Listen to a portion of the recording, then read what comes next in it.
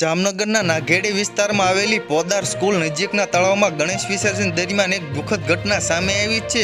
પિતા અને બે બાળકો તળાવમાં ડૂબી જતા તેમનું મોત નીપજ્યું છે। ગણેશ વિસર્જન સમયે પિતા અને બે બાળકો સાથે તળાવ પહોંચ્યા હતા।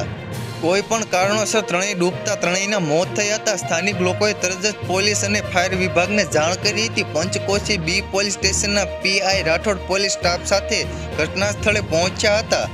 ફાયર બ્રિગેડની ટીમે પિતા અને બંને બાળકોના મૃતદેહને તળાવમાંથી બહાર કાઢ્યા હતા। મૃતદેહને જામનગરની જીજી હોસ્પિટલમાં ખસેડવામાં આવ્યા છે।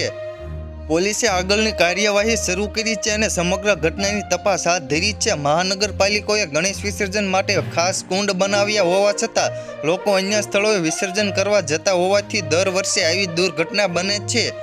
તો મિત્રો, હાલ માટે એટલું જ। ફ્રી મળીએ નવી અપડેટ અને નવા સમાચાર સાથે। તે પહેલાં ખાસ કરીને વિડીયોને એક લાઇક અને BTV ગુજરાતી ન્યૂઝ યુટ્યુબ ચેનલને ખાસ કરીને સબસ્ક્રાઇબ કરવાનું ભૂલતા નહીં મિત્રો।